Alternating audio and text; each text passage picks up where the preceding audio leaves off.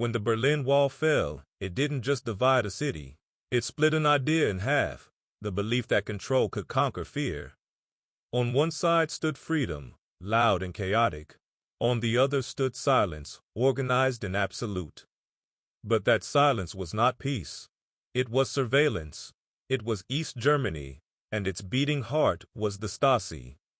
For 40 years, the Ministry for State Security watched an entire nation watch itself. It was the most invasive intelligence organization in human history. At its height, it employed nearly 100,000 officers and over 200,000 informants in a country of just 16 million. That meant 1 in every 6 adults was, knowingly or not, part of the system. The Stasi didn't just collect information. It collected people. The name itself, Staatssicherheit, state security, was a masterpiece of irony. Its purpose wasn't to keep the nation safe from enemies. It was to keep the people safe from doubt. Every rumor, every whisper, every unguarded sentence at a kitchen table was a potential threat to the illusion of order. It began in 1950, a year after the German Democratic Republic was founded. The rubble of Berlin was still smoking. The Soviets had carved their portion of Germany into a socialist experiment, and they needed a police force that could see everything, a mirror that would reflect every secret thought of its citizens. From that vision came the Stasi.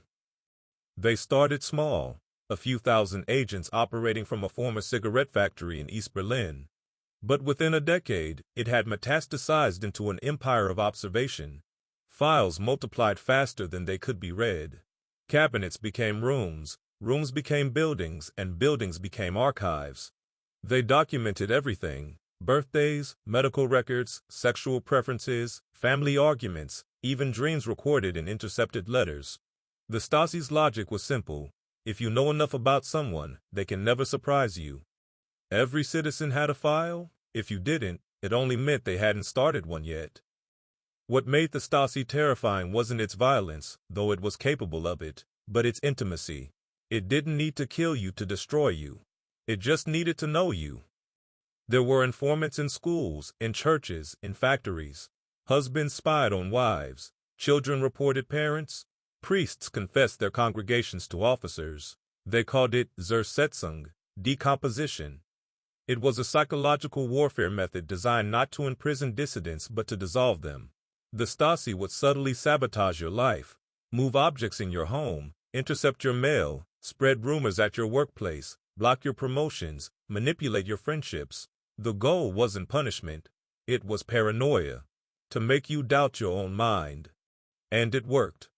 By the 1970s, East Germany had become the most thoroughly monitored society in human history. Hidden microphones in light fixtures, cameras disguised as handbags, typewriters registered by serial number. If a citizen bought carbon paper, it was logged. If they called a friend in the West, the recording was transcribed and filed. The headquarters at Normannenstrasse in Berlin became a temple of paperwork. Miles of shelves, 45 million index cards, 60,000 file cabinets filled with the whispers of an entire nation. Officers worked in shifts to feed the machine, reading, sorting, classifying, cross-referencing. They believed that by gathering enough information, they could predict betrayal before it happened. The dream of total knowledge was intoxicating. But what the Stasi didn't understand was that knowledge isn't control. It's reflection, and mirrors have a way of cracking. The deeper they looked into people's lives, the less they trusted what they saw. If a man smiled too often, he might be mocking the regime. If he was quiet, he might be hiding something. If he appeared loyal, perhaps he was pretending. The Stasi began to suspect not just enemies, but themselves. Paranoia turned inward.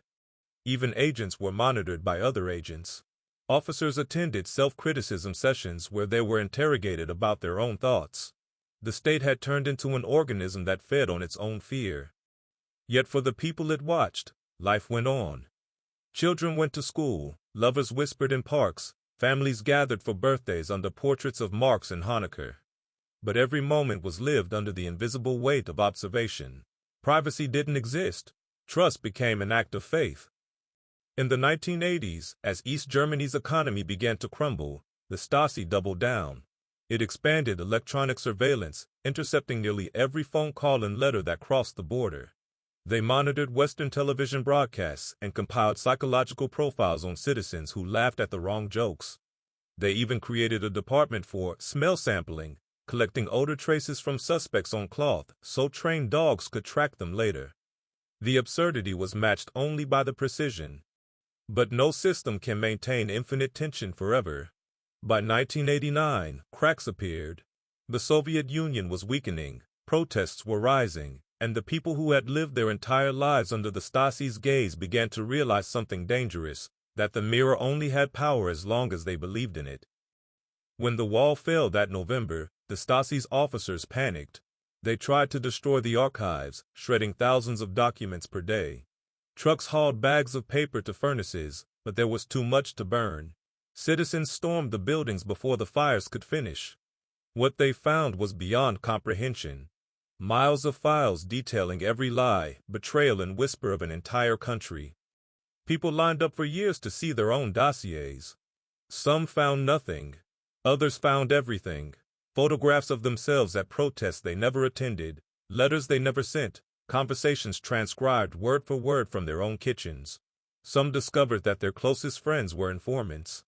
Others discovered their children had been too. Families broke apart under the weight of truth. The Stasi's archive became a museum of broken trust. Reading your own file was like meeting a ghost, the version of you that existed only in someone else's suspicion. And yet, there was something eerily familiar about the logic behind it all. The belief that enough data can create safety, that knowing everything means nothing bad can happen, that the world becomes controllable once it's mapped. The Stasi didn't invent that idea. It just perfected it. When the Cold War ended, their methods didn't vanish. They evolved. The tools of control became the tools of convenience. The microphones moved from ceilings to pockets. The archives moved from filing cabinets to clouds. The watchers no longer needed to break into your home. You invited them in with every click, every search, every location ping. Today, the Stasi's dream lives on, not in East Berlin, but everywhere. It's in the camera that unlocks your phone, the app that tracks your heartbeat, the algorithm that knows what you'll want before you do. We built our own version of the Ministry for State Security, only this time we call it personalization. What made the Stasi so terrifying wasn't that it spied on people. It's that it believed it was doing good. Every file, every bug, every betrayal was justified as protection. Protection from chaos, from Western corruption, from the instability of freedom. That's the real danger of surveillance. It never sees itself as evil. It always believes it's saving you. One former officer, interviewed after reunification, said something chilling. We never thought of ourselves as monsters. We thought we were doctors, diagnosing the sickness of society.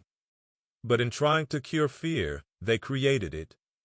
Even after the Stasi collapsed, its shadow lingered. Germany faced an impossible question. How do you forgive a nation for spying on itself?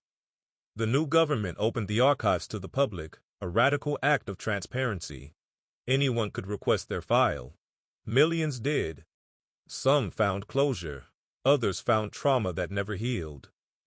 For historians, the Stasi's records became a case study in the anatomy of control, a complete map of how a society disintegrates when privacy dies. For philosophers, it became something darker, proof that truth, without mercy, is cruelty.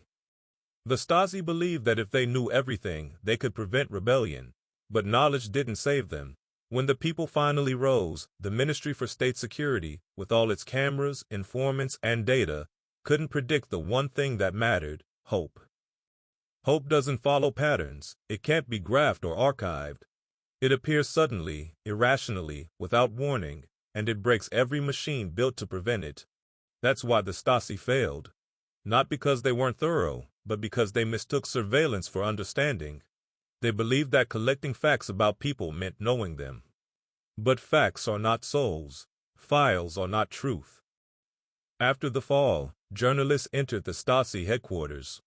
They found offices left as if time had stopped, coffee cups half full, cigarettes still in ashtrays, typewriters with paper rolled in mid-sentence. On the walls were motivational slogans: "Loyalty is our honor," The enemy never sleeps. But the rooms were silent, haunted by the echo of a million recorded whispers. Outside, the people celebrated. Inside, the mirror cracked. In the years that followed, Germany turned the former headquarters into the Stasi Museum, preserving it as a warning. Visitors can walk through the same offices where surveillance orders were written. They can see the cameras, the bugs, the files. Some leave shaken. Others leave thoughtful.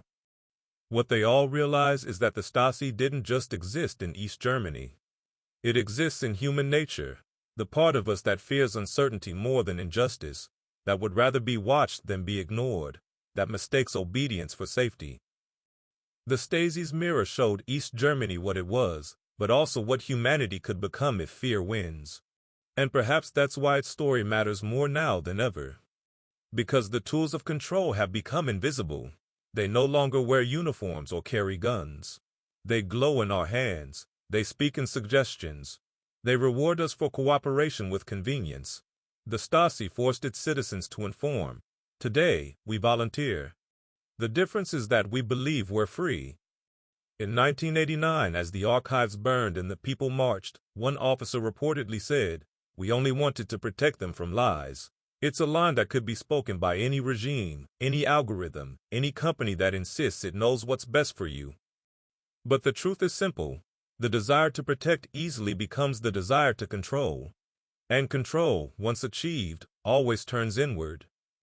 The Stasi built a nation of watchers and ended up watching themselves. In the end, they didn't just lose power, they lost meaning. Their greatest illusion wasn't that they could see everything.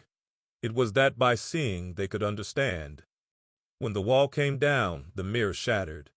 But its fragments are still everywhere, in cameras, in networks, in systems designed to predict our every move. The only question that remains is whether we've learned to look at our reflection differently, or whether, like them, we've simply learned not to notice. The Stasi's mirror, East Germany's obsession with knowing everything, a story of control, collapse, and the quiet truth that some knowledge costs too much.